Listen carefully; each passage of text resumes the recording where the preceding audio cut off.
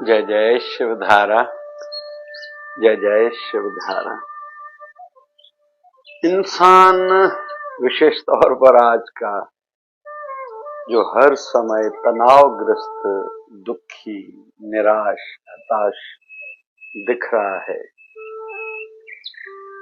कहीं तो भी एक जो मुख्य कारणों में से एक कारण है, दुखी है कि वो संतुष्ट नहीं होता, तृप्त नहीं होता, संतोष का जीवन में अभाव है। अगर ना एक डेड लाइन, एक लक्ष्मण रेखा खींच ले कि मैं इस आयु तक काम करूंगा, भली कैसी भी परिस्थितियां जीवन में सर्कमस्टेंसेस आए या मेरी जरूरत की जो भी चीजें हैं, सुविधाएं हैं, फैसिलिटीज हैं, उसकी लक्ष्मण रेखा यह है। केवल अगर ना ये एक रेखा खींच ले और उसके अंदर अंदर चले, कहते थे ना पहले कि अपनी चादर के अनुसार पैर पसारना सीखो भाई, तो ज्यादा झंझटों से, टेंशन से, तनाव से बच जाए। और वैसा ही अपने परिवारजनों को भी सिखाए, उनमें आदतें डाले, उनको समझाए, सिखाए। जैसे बच्चे हैं, उनको महंगी चीजें लेके देने की भी आदत डालनी है, सस्ती चीजें भी डालने की आदत डालनी है। किसी वस्तु के सिवा भी जिंदगी बहुत लोग जी रहे हैं, हम लोग भी वैसा जी सकते हैं, बस ये आदत बच्चों में डाल दें तो रोज की जो नई उनकी इच्छाएं हैं, कल्पनाएं हैं, वो शायद इतनी न बढ़ेंगी। किसी का बच्चा साइकिल पर जाता है स्कूल कॉलेज, कोई पैदल भी जाता है। किसी को माँ बाप में से, भाई बहन में से कोई टू व्हीलर पर छोड़ने जाता है, कोई स्कूल के ऑटो, वैन या बस में जाता है। फिर वहीं स्कूल में कोई ऐसा है जो बच्चा कार में स्कूल जाता है, कोई बड़ी बड़ी कारों में जाता है। तो सबके लिए विद्या तो एक ही है, लेकिन सबकी सोच एक जैसी नहीं है। फिर यहाँ भी फर्क पड़ता है कि कोई बच्चा पैदल जा रहा है, साइकिल पर जा रहा है, घर वालों के साथ टू व्हीलर पर जा रहा है या स्कूल की बस आदि में जा रहा है, तो जाते जाते उसकी माँ विशेष तौर पर या घर वाले जितने भी हैं, क्या कहते हैं कि हम गरीब हैं, हमारे पास कार नहीं है, तो अभी से बच्चे को माइंड में नेगेटिविटी आ जाएगी। तो वो बचपन से ही सोचेगा मैं कार वाला बनूं, तो कार तो जब आएगी समय से तब आएगी, लेकिन टेंशन, तनाव इसका अभी से जैसे जीवन में आ गया। फिर लोभ, फिर जैसे लालच बढ़ती जाएगी, अगर वो चीज मिल गई तो उन चीजों में फिर मोह, मैं अपने घर में किसी को रहने क्यों दूं, अपनी गाड़ी का उपयोग करने क्यों दूं, मैं किसी के काम क्यों आऊं। फिर जो चीज मिली है उस पर अहंकार आता जाएगा। हम लोग बड़े आदमी हैं, बड़ा घर है, हम लोगों का बड़ा धंधा है, ऊंचे परिवार वाले हैं, पढ़े लिखे हैं, ये अहंकार। फिर हमारे सामने कोई और कोई वहां पैरेलली आता गया है, पढ़ाई में, पैसे में, पद में, प्रतिष्ठा में, ये हमसे थोड़ा बड़ा हो रहा है, फिर ईर्ष्या। तो मुख्य कारण क्या हुआ था, जो उसके घर वालों ने स्कूल जाते समय ये शब्द कहा था। एक दृष्टि से हम लोग माने तो हमारा मन भी एक बालक ही है, उसको जिस चीज की आदत डाले।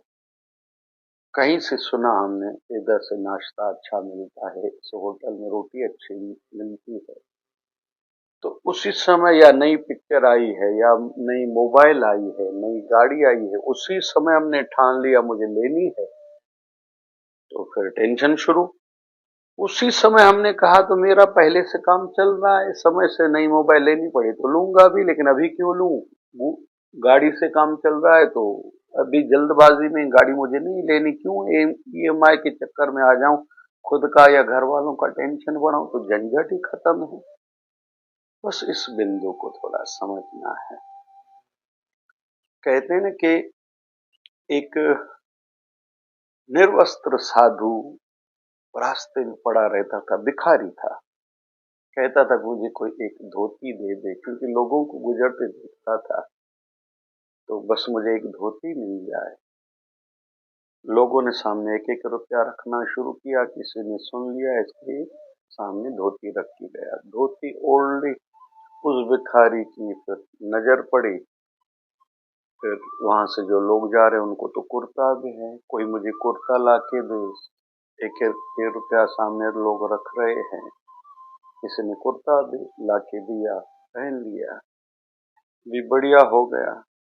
अभी लोगों के पैरों में जूता भी है, चप्पल भी है, मुझे कोई चप्पल ला के दे, एक एक रुपया लोग सामने रखते हैं। और एक दिन कोई चप्पल भी रख के गया। फिर ध्यान आया कि लोग डब्बा पे रोटी का लेके घर से निकलते हैं, मुझे कोई रोटी का डब्बा ला के दे, ऐसे एक एक रुपया लोग रख रहे हैं। किसी ने आके डब्बा भी रख लिया, किसी ने आके कहा बाबा जी हम लोग रोज रोटी लाएंगे। फिर कहीं तो इनके मन में ध्यान में आया कि कोई झोपड़ी भी हो जाए, लोग रुपया रख रहे थे तो पैसा इकट्ठा हो चुका था, झोपड़ी बना ली।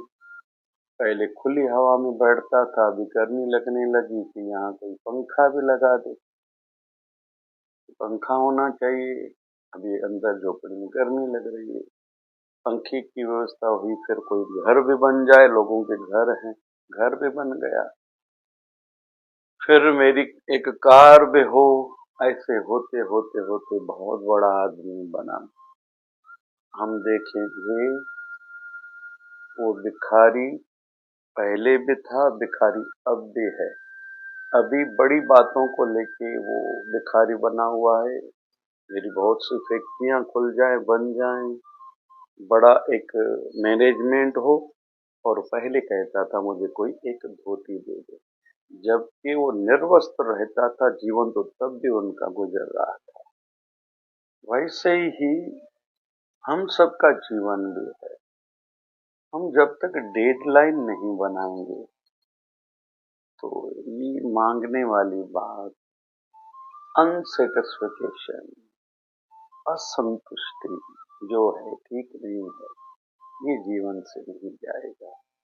अगर खुद में एडजस्टमेंट है, सहन शक्ति है, जीवन चलाना आना आता है, परिस्थितियों सिचुएशन के अकॉर्डिंगली अनुसार खुद को ढालना आता है, और ऐसे जिसने अपने बच्चों को बनाया है उनको दुखी कोई नहीं कर सकता, असंतुष्ट नहीं कर सकता, निराश हताश दुखी नहीं कर सकता। इसलिए है थोड़ा मन की प्रवृत्तियों को बदलना, आदतों को बदलना। जीवन अच्छा है, अच्छा रहेगा। हम सब भगवान के अंश हैं, गुरु का ज्ञान हमें मिला है, तो भले कितना भी पद प्रतिष्ठा पढ़ाई हमने की है, पैसे वाले हैं, बस प्रवृत्तियों को अच्छा बनाएं, जो मेरे पास है पर्याप्त है, और खुद के सुख लेने के साथ में दूसरों के काम में आऊं। बस ये जिनकी जीवन में आदत है, कुछ भगवान के नाम पर, धर्म के नाम पर, राष्ट्र हित में कुछ करूं, ये सोच है, तो उनका जीवन धन्य है। सदगुरु स्वामी शिव भजन जी महाराज कृपा करें। हैं छोटी छोटी आदतों पर आधारित जीवन, जैसे इन दिनों में चाय में शक्कर नहीं, जो गुड़ डालेंगे कफ के लिए अच्छा है, पेट के लिए अच्छा है, आयरन रहता है, रक्त बढ़ता है, लेडीज की जो प्रॉब्लम मासिक धर्म वाली रहती उससे छुटकारा मिलता है। उपाय तो छोटा है, लाभ बहुत है। तुलसी पत्ते खाने से सर्दी खांसी नहीं होगी, कैंसर से रक्षा होगी, मेमोरी बहुत स्ट्रांग होगा, बुखार आदि नहीं आएगा, तो हम लोग आनंदमय जीवन जी सकते हैं। जय जय शिवधारा, जय जय शिवधारा।